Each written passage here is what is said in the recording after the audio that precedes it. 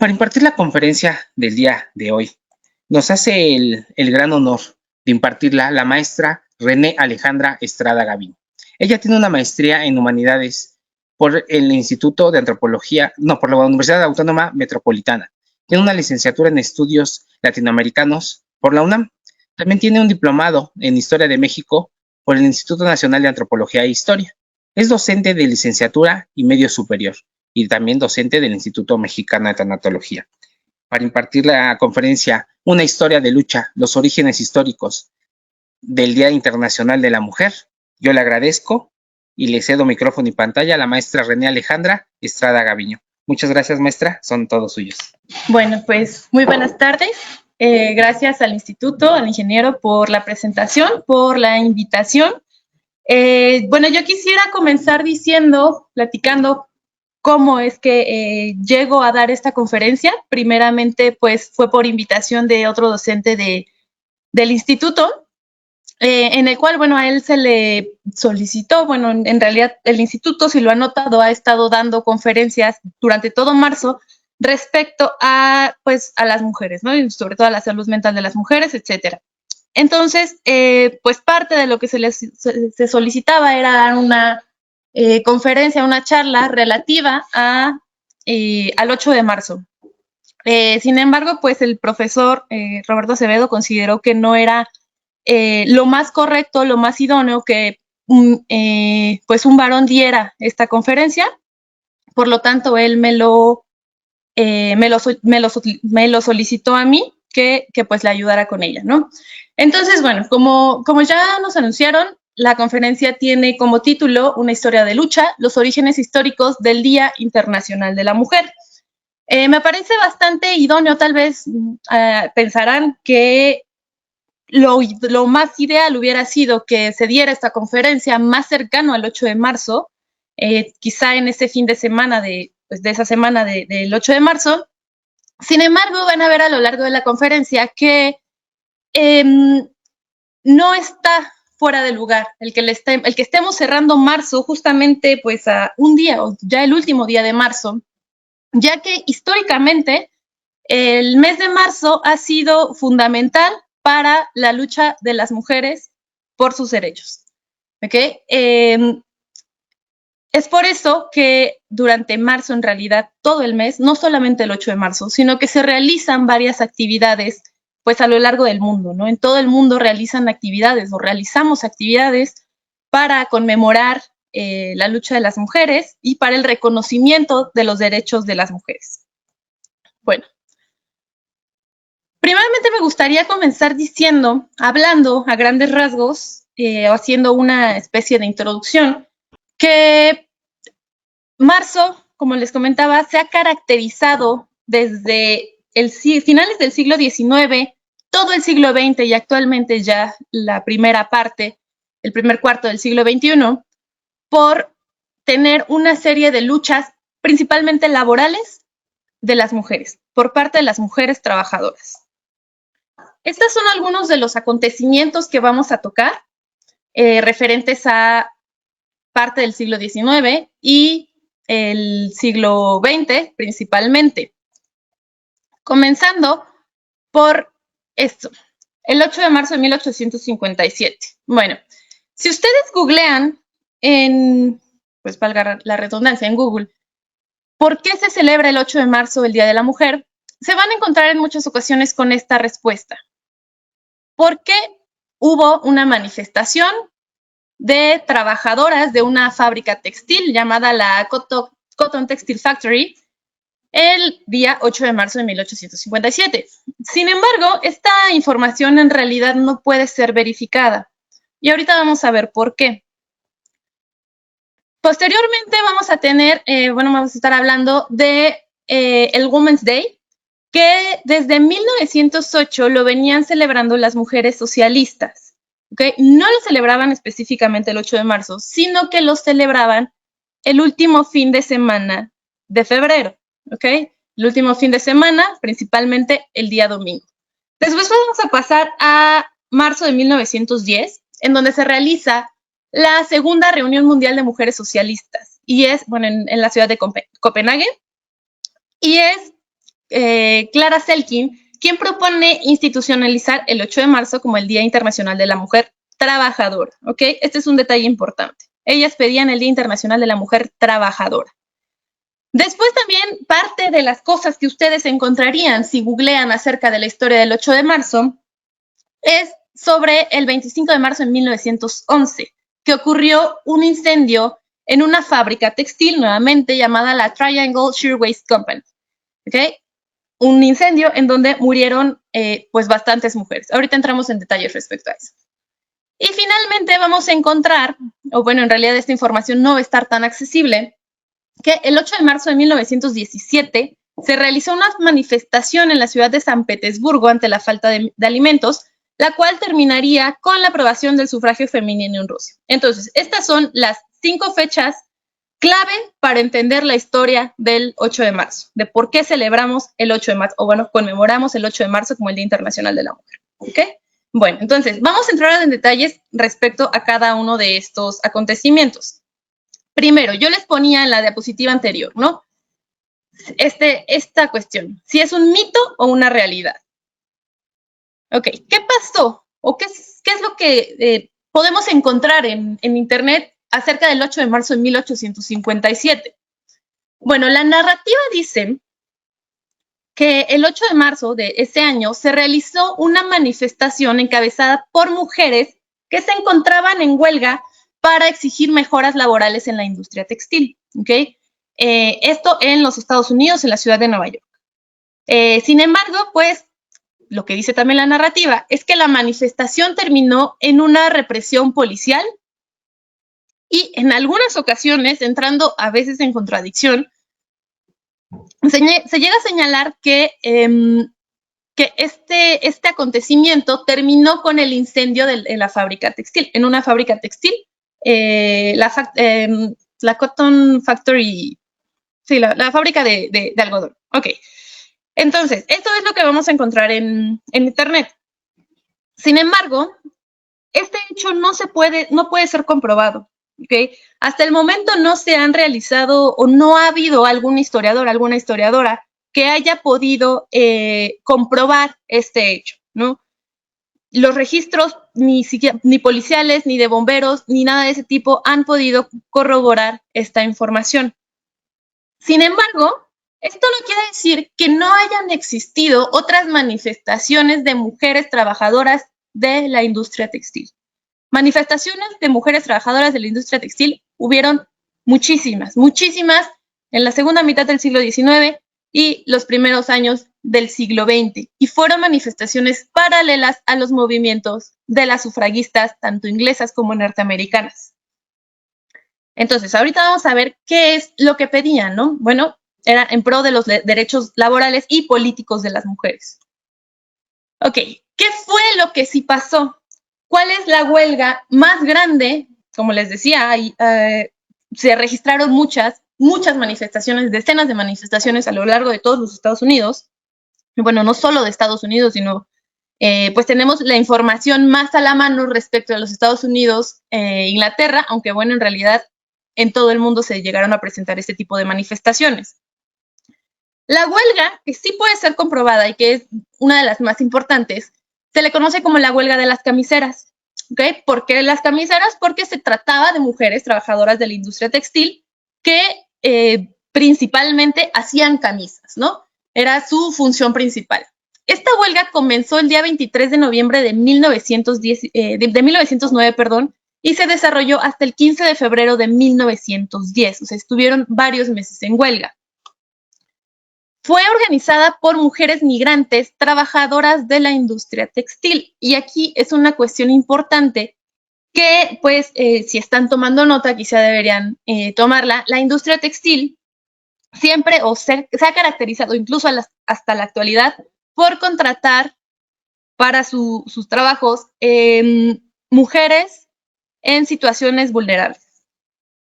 ¿Quiénes eran las mujeres más vulnerables en los Estados Unidos a principios del siglo XX? Las mujeres migrantes, mujeres que provenían de Europa del Este y de otros países en conflicto, países periféricos, que pues estaban en una situación difícil que se veían forzadas a migrar y a trabajar bajo salarios nada dignos. Ok. En esta manifestación se unieron, se han hecho algunos conteos alrededor, bueno, una manifestación, perdón, que se realizó al día siguiente de que se iniciara la huelga. Se unieron alrededor de 20,000 trabajadoras y trabajadores, que aproximadamente 20,000. Sin embargo, se calcula que más del 70% de las personas que se manifestaron eran mujeres. Mujeres, como les comentaba, en esta situación vulnerable, ya que porque fueran trabajadoras, perdón, migrantes, muchas de ellas irregulares, o porque eran madres solteras, etc. Bueno, esa manifestación resultó en un saldo de alrededor de 723 personas detenidas solamente en esa primera manifestación. 723 personas. A lo largo de la huelga hubo más personas detenidas y lo que sí no se tienen datos certeros son el saldo de las personas desaparecidas. ¿Okay? Personas desaparecidas existieron, pero los saldos no se han alcanzado a corroborar del todo. Ok. Dicho esto, pues en el orden cronológico pasamos al año de 1908. ¿Ok? Bueno, iba antes, pero bueno, ahí me equivoqué con el orden de las diapositivas. Desde el año 1908, las mujeres socialistas de los Estados Unidos venían exigiendo el derecho al voto. ¿Ok? Esta lucha iba a la par que la lucha de las mujeres sufragistas inglesas. Yo creo que uno de los fenómenos, uno de los acontecimientos más reconocidos a nivel mundial, pues por parte del feminismo o de los feminismos, es el de las sufragistas, ¿no? Sin embargo, no fueron las únicas que exigieron el derecho al voto. En este caso me estoy refiriendo a las mujeres socialistas de los Estados Unidos. Mujeres socialistas que además de, pues, ser socialistas, eran trabajadoras, ¿no? Eran trabajadoras y muchas de ellas trabajadoras de la industria textil. Muchas de ellas también estarían participando en la huelga de la cual acabamos de hablar. Bueno, como les decía, era un movimiento paralelo a las sufragistas, porque no es ningún secreto que en realidad las mujeres sufragistas eran parte de la clase media de los países, ¿no? Sin embargo, pues estas mujeres de las que estamos hablando en esta ocasión, pues eran mujeres trabajadoras, como les comentaba, en situaciones de vulnerabilidad. Ellas solicitaron el establecimiento del mismo modo que lo habían hecho en el bloque socialista, bueno, en países que estaban previos al socialismo en Europa, establecieron el último el último domingo de febrero como fecha para la celebración, ¿ok? Bueno, ahora, ¿qué pasa? ¿Por qué estamos hablando de la última semana de febrero y no del 8 de marzo? En general, esta es una fecha que se ha manejado, que estuvieron manejando las mujeres, les repito, socialistas. Esto es muy importante que sí reconozcamos que eran mujeres socialistas.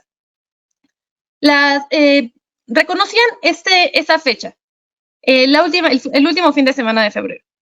Sin embargo, debemos identificar el tránsito que hubo del calendario juliano al calendario gregoriano, ¿ok?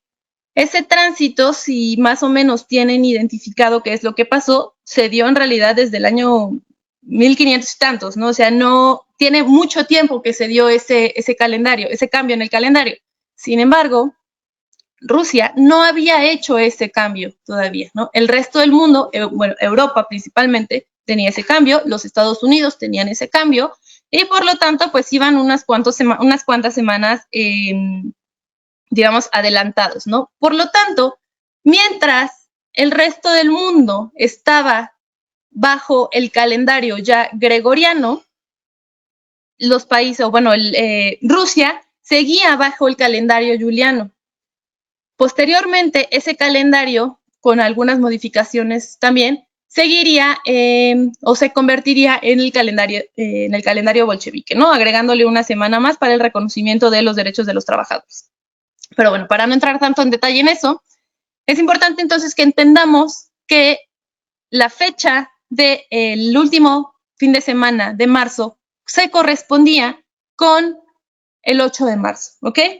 Es correspondiente, por eso se empieza a utilizar el 8 de marzo, porque en traducción a calendario gregoriano ya estaríamos hablando de que el último fin de semana de febrero es el 8 de marzo, ¿ok? Bueno, entonces, ¿por qué Rusia no había reconocido hasta el momento el calendario gregoriano? Bueno, esto tiene que ver también con cuestiones políticas y es la negativa de darle una legitimidad al Papa, ¿no? En ese momento, pues no se le quería dar esa legitimidad y conservaron el calendario juliano.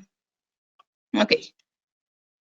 Entonces, esta acción de las mujeres socialistas, incluso en los Estados Unidos, que como habíamos mencionado, celebraban el último fin de semana de febrero y después lo traducían a, bueno, si lo traducíamos a términos del calendario gregoriano, estaríamos hablando del 8 de marzo, era pues igual la misma negativa de reconocer el calendario gregoriano y pues obviamente por motivos ideológicos, ¿no? Motivos ideológicos que respondían al pensamiento socialista que en ese momento ellas tenían desarrollado.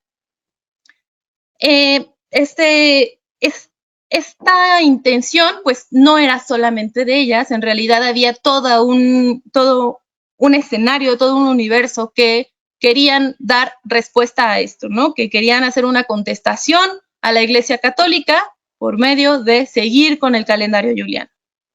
Ok. Después pasamos a lo que se conoce como la Segunda Reunión Mundial de Mujeres Socialistas, o también se le conoce como la Segunda Internacional de Mujeres. Se desarrolló en la ciudad de Copenhague en el año de 1910. ¿Cuándo se desarrolló? Nuevamente, a finales de febrero del año de 1910. Si lo pasamos a calendario gregoriano, estaríamos hablando que es en la semana justamente del 8 de marzo. En esta reunión, una mujer alemana de nombre Clara Zetkin propuso establecer un Día Internacional de las Mujeres Trabajadoras, ¿ok?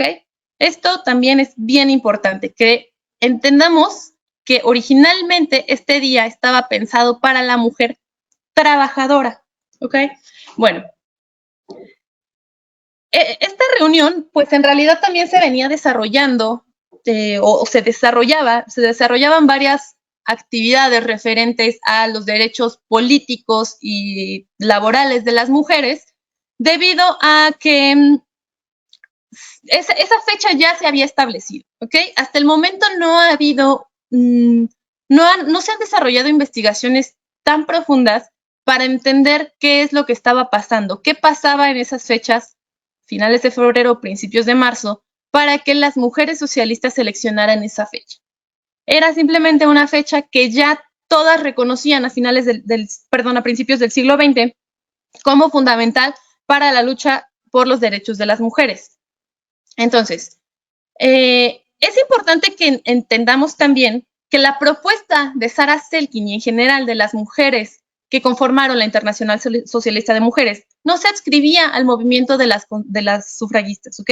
¿Por qué? Pues consideraban las mujeres socialistas que el movimiento sufragista pues era enteramente burgués.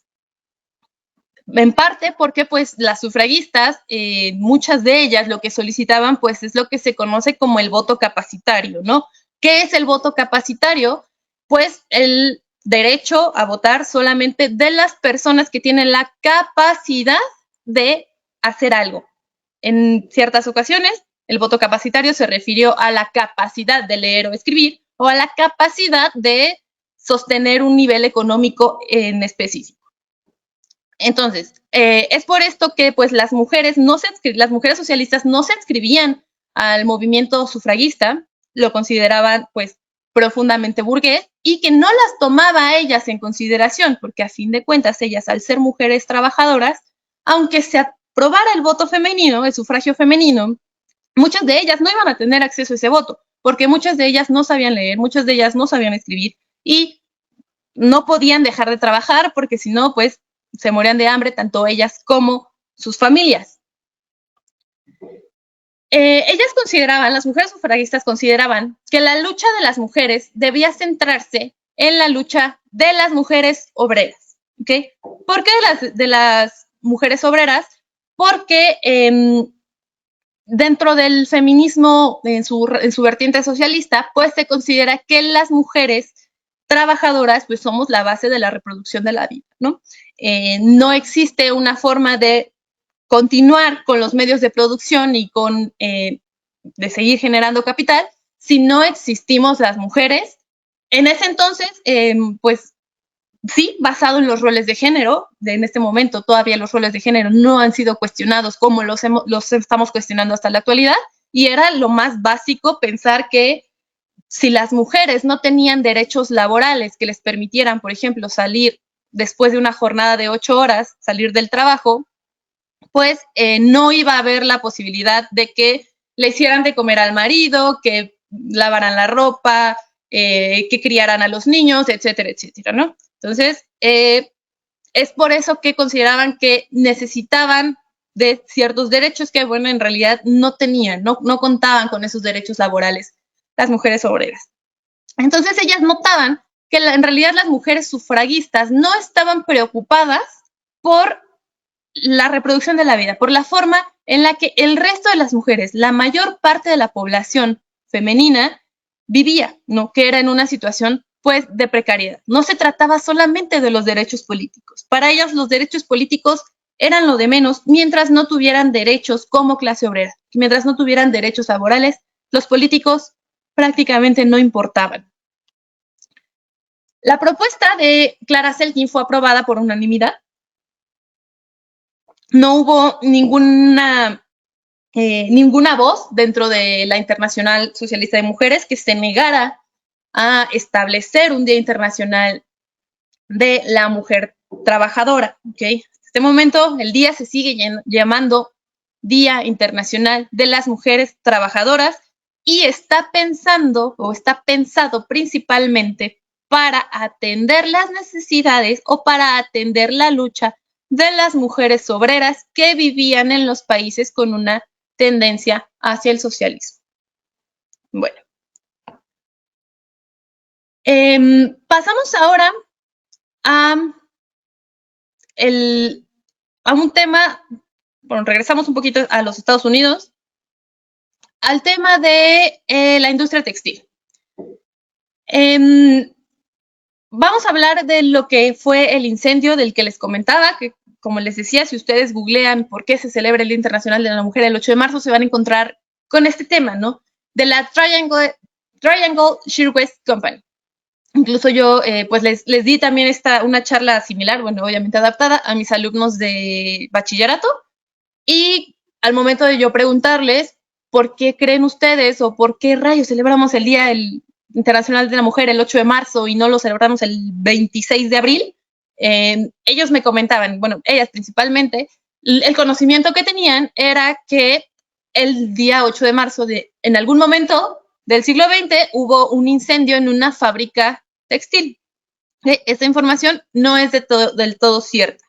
¿Cuál es la información un poquito más precisa? Bueno, la Triangle Shirtwaist Company era una fábrica de camisas, principalmente. Fabricaban camisas, probablemente fabricaran otras prendas de ropa, pero principalmente camisas. Esta era una fábrica que, como muchas otras en la ciudad de Nueva York y en el norte de los Estados Unidos, empleaba principalmente a mujeres jóvenes a partir de los 14 años, inmigrantes de Europa del Este e Italia, que en ese momento se encontraban en conflictos. Este dato de que eran desde los 14 años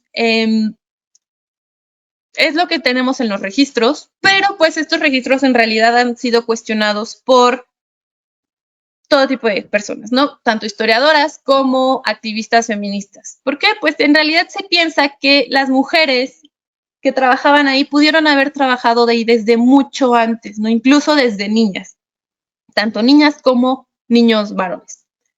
Las condiciones laborales en la fábrica eran inhumanas. Esto se sabe tanto por testimonios de las sobrevivientes como por testimonios policiales y de gente que estaba relacionada con el medio de la fábrica. ¿Y cuáles eran esas condiciones? Primero, la jornada de trabajo llegaba a exceder las 12 horas diarias, ¿ok? Podía llegar hasta las 14, hasta las 16 horas por cada jornada. Los salarios estaban muy por debajo de la media de la ciudad, ¿no? La ciudad tenía un salario aproximado, pero los salarios de esta fábrica de camisas y, bueno, en realidad de las fábricas textiles de la ciudad de Nueva York estaban muy por debajo de el resto de otros empleos. Y bueno, obviamente también tendríamos que señalar que los mismos varones que trabajaban en la misma fábrica y que realizaban el mismo empleo, el mismo trabajo, las mismas actividades, pues tenían un salario más alto.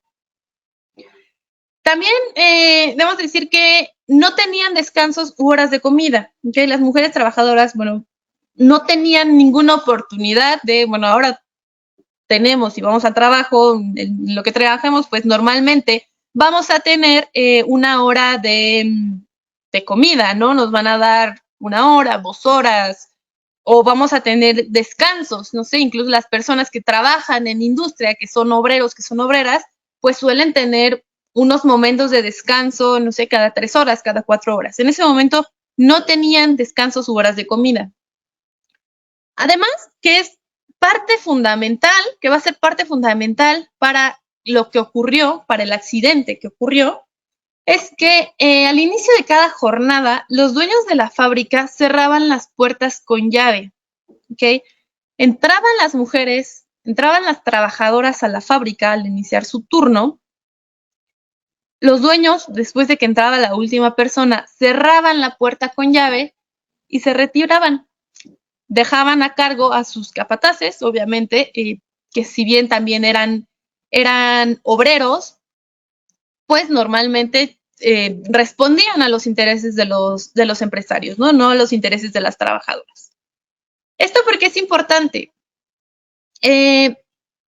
Las condiciones en general, si solamente las vemos de forma aislada, o sea, suenan feas, pero no suenan, o sea, como que a lo mejor puede ser soportable para algunas personas, ¿no? Habrá seguramente personas que actualmente digan que trabajan en esas condiciones, ¿no? Pero, por ejemplo, el hecho de no tener descansos u horas de comida. Los testimonios de las mujeres sobrevivientes dicen que, o han señalado, que ellas tenían que comer a escondidas, tenían que ingresar alimentos escondidos entre su ropa para soportar una jornada de 12 horas, de al menos 12 horas sin ingerir alimentos, y si necesitaban ingerirlos, necesitaban esconderse, necesitaban fumar a escondidas detrás de las máquinas, detrás de las pacas de algodón, para poder alimentarse. Y había ocasiones en las que si por algún motivo los empresarios, los dueños de la fábrica necesitaban entregar una cantidad de camisas a realizar algún pedido, pues podían dejarlas encerradas por más de esas 12 horas, ¿ok? 14, 16 horas. Los testimonios han llegado a hablar de hasta 16 horas la jornada de trabajo. Y bueno, no es que preguntara, ¿no? No es que, oye, como ahora, ¿no? Bueno, ahora preguntan, oye, ¿te puedes quedar? Y no es tanto como que una pregunta, más bien es una pregunta que ya tiene adelantada la respuesta. Pero en ese momento estaban encerradas, o sea, no se podían salir. No había forma de que salieran, que si llegaban a tener una emergencia o lo que fuera, pudieran salirse de la fábrica y atender esa emergencia. No, ni siquiera se enteraban de lo que pasaba por fuera, de lo que pasaba en el resto del mundo durante esa jornada de trabajo. ¿Cuál era el motivo de encerrarlas? El argumento principal de los dueños, y fue el argumento que dieron en el juicio que tuvieron posteriormente, es que las encerraban para evitar robos, ¿no? Decían que pues las mujeres normalmente o tenían la costumbre de robar tanto materia prima, o sea, el algodón, o robar las camisas ya hechas. Y bueno, no se sabe, no sabemos si esto es cierto o no, tal vez sea cierto. Digo, a lo mejor tenían sueldos tan bajos de estas mujeres que necesitaban tomar alguna camisa para después venderla por fuera y cubrir los gastos de la semana. pero aún así, pues las condiciones no son las óptimas, ¿no? El estar encerrado en el trabajo no son las óptimas. ¿Qué más provocaba? O más bien, ¿por qué otro motivo las encerraban? Pues para tener controlada la producción, ¿no? El tenerlas encerradas se aseguraba de que las mujeres todo el tiempo estuvieran produciendo, de que ellos supieran con exactitud qué es lo que estaban haciendo. Las tenían completamente vigiladas. Bueno, esto nos lleva a el incendio, ¿ok? El incendio, que es lo que ustedes van a poder encontrar en internet si tienen el interés de buscarlo. Este incendio se desarrolló un año después de la huelga de camiseras, un año después de que la huelga de camiseras triunfara, ¿ok? Después de que se reconociera que las camiseras tenían derechos laborales, que las empleadas de la industria textil tenían derechos laborales y que se tenían que respetar esos derechos laborales. Obviamente, esta fábrica no lo estaba haciendo, la Triangle Shirtwaist Company no estaba respetando esos derechos laborales. Este incendio se dio el día 25 de marzo de 1911. De eso se tienen tanto registros policiales como pues, periódicos que salieron el día 26 informando. La infraestructura pues estaba en pésimas condiciones. Los dueños pues no le daban la atención necesaria a la infraestructura.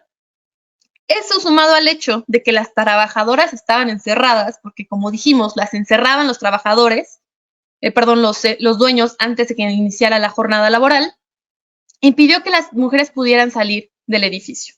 No pudieron salir del edificio ellas. En este sitio en este acontecimiento murieron 123 mujeres de todas las edades. La menor de ellas tenía 14 años. Esto según registros policiales de la ciudad de Nueva York y, bueno, de los hospitales. En este acontecimiento, bueno, motivos por los cuales se pudo haber incendiado la fábrica. Se han hecho varias hipótesis que incluso han presentado o llegaron a presentar sobrevivientes. Y las hipótesis arrojan varias cosas. Una de ellas es que, pues, como les comentaba, las mujeres tenían que tomar descansos a escondidas. Y pues, uno de los métodos que se utilizaba, bueno, se sigue utilizando, no sé, pero que se utilizaba mucho en la época para evitar el hambre o para confundir al estómago, pues es fumando. Y si lo saben, el algodón es un material que en su estado puro, pues es bastante flamable. Entonces, una de las versiones es que una de estas mujeres se escondió para fumar y accidentalmente cayó la colilla o cenizas del cigarro en el algodón, que rápidamente se encendió y dadas también las malas condiciones en las cuales estaba la maquinaria de la fábrica, pues el resto de las maquinarias, toda la maquinaria se encendió y acabó con prácticamente todo el edificio. Otra versión indica que en realidad fueron los dueños quienes incendiaron la fábrica intencionalmente. ¿Por qué? Pues con la intención de cobrar el seguro, ¿no? Ellos tenían un seguro y pues lo que la otra versión dice, y es una hipótesis que, como les comentaba, llegaron a tener sobrevivientes, que lo hicieron a propósito, que las encerraron a propósito, que ellos fueron a incendiarla y que escaparon, porque ellos, de hecho, lo que sí se sabe es que ellos estaban dentro del edificio, pero estaban en una sección del edificio en la cual no estaban encerrados, en la cual pudieron salir fácilmente de él.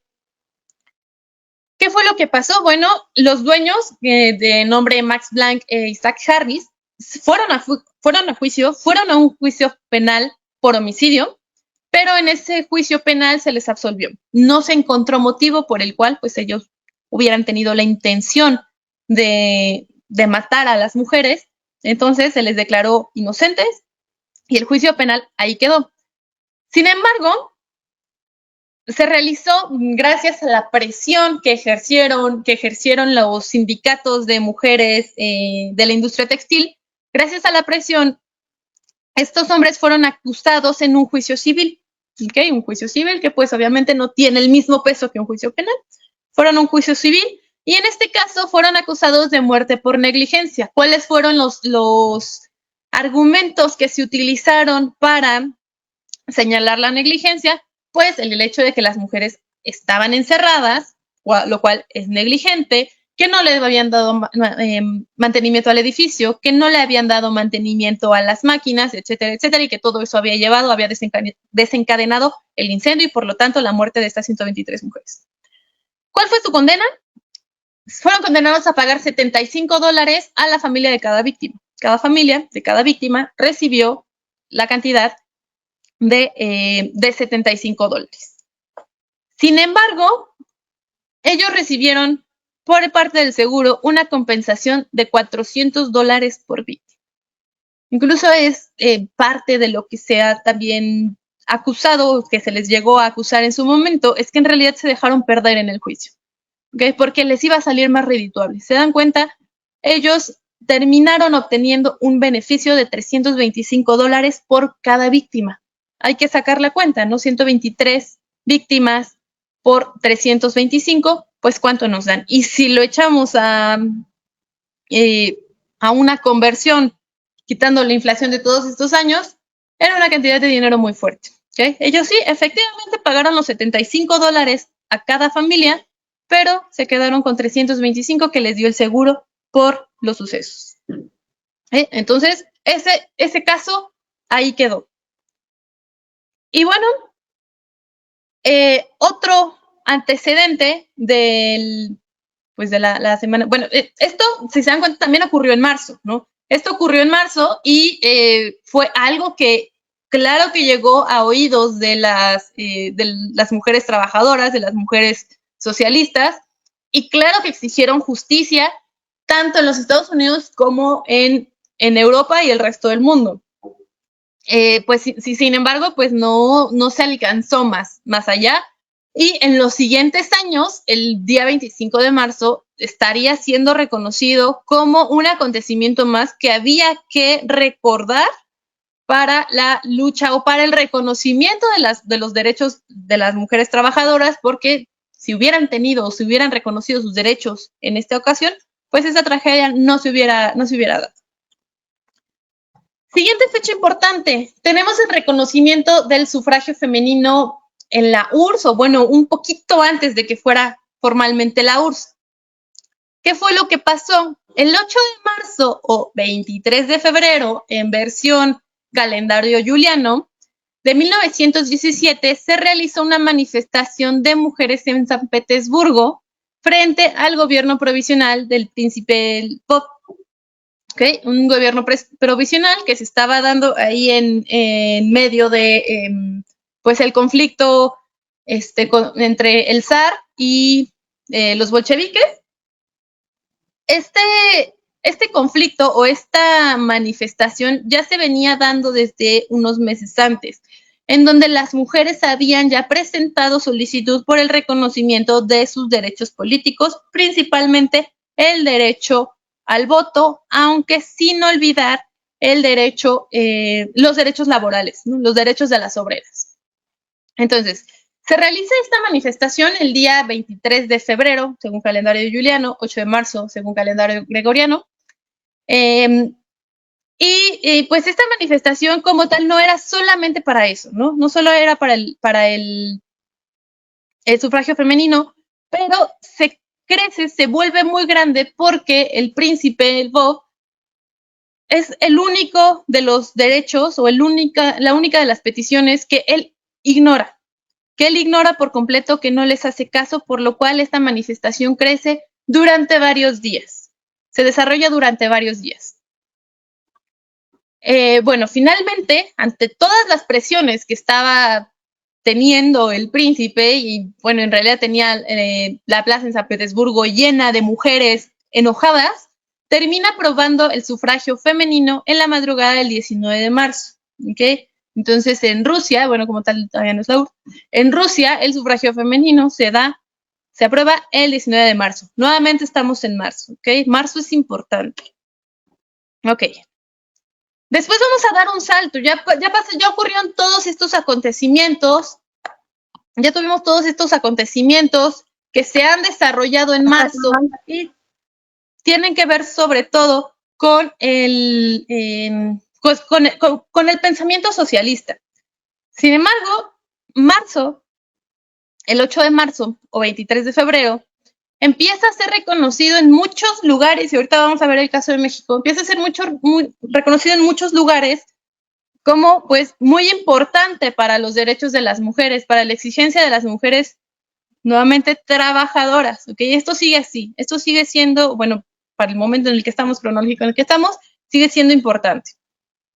Después, en el año de 1977, en plena Guerra Fría, ya pues unos años después de la Segunda Guerra Mundial, la Organización de las Naciones Unidas, bueno, 2 años antes, perdón, 75, selecciona el Año Internacional de la Mujer, ¿no? Nombra el año de 1975 como el Año Internacional de la Mujer. En el 77, la Organización de las Naciones Unidas instituyó el Día de las Naciones Unidas para los Derechos de la Mujer y la Paz. Quiero que pongan mucha atención o que reflexionen un poco acerca de este tránsito que hay entre que el 8 de marzo se llame el Día de la Mujer Trabajadora a que pase a ser el Día de las Naciones Unidas para los Derechos de la Mujer y la Paz. Tiene todo un trasfondo ideológico súper importante. Respetó la fecha establecida por la Internacional Socialista de Mujeres, pero, como les digo, elimina todo el trasfondo socialista. ¿Ok? Bueno, ¿cómo lo presenta la ONU? Que pues es parte de la lucha internacional para erradicar la brecha entre hombres y mujeres, pero deja de ser presentado como una lucha socialista, una lucha de las obreras para pasar a ser una lucha institucional, o sea, como tal de las instituciones, ¿no? Porque ¿qué es lo que hace la ONU para el 8 de marzo, etcétera? Pues normalmente presiona a los gobiernos, presiona a las empresas, presiona a las instituciones públicas. Bueno, en el año de 1977, la ONU aprueba la Convención sobre la Eliminación de todas las formas de discriminación para la mujer, ¿no? Lo centra sobre todo en el tema de la discriminación en contra de la mujer. Bueno.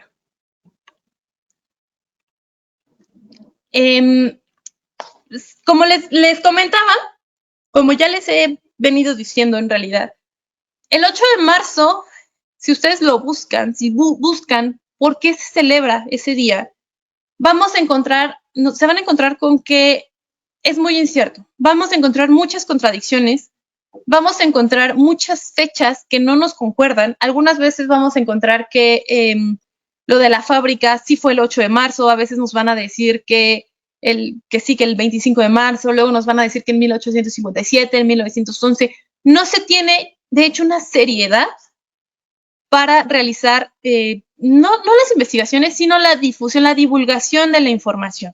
¿Okay? Hay mucha información contradictoria en Internet, que pues es el lugar a donde normalmente vamos cuando queremos conocer un tema. El establecimiento del 8 de marzo como el Día Internacional de la Mujer, como les decía, se dio en medio de la Guerra Fría. Es por eso, siendo en medio de la Guerra Fría y siendo pues Estados Unidos el país que tiene mayor peso en la convención, en la organización, pues que se haya querido ocultar el origen socialista, ¿okay? El trasfondo socialista. ¿Y de qué forma se hizo? Bueno, en primer lugar, se hace, lo más directo que tenemos, es esta información haciéndola difícil de acceder. ¿Okay? Esta información que yo les estoy dando, que les estuve hablando de los orígenes históricos, es difícil de encontrar. ¿Okay? Hay que hacer una investigación, hay que dedicarle mucho tiempo que normalmente no tenemos, ¿no? A menos que pues, sea nuestro trabajo como es mi caso. Tiempo que los jóvenes, las jóvenes, normalmente no quieren invertir en este tipo de cosas. Entonces, sí, es difícil encontrar el trasfondo socialista, es difícil encontrar la información respecto a que el 8 de marzo no era el Día de la Mujer, sino el Día de la Mujer Trabajadora, ¿no? Es difícil identificarlo.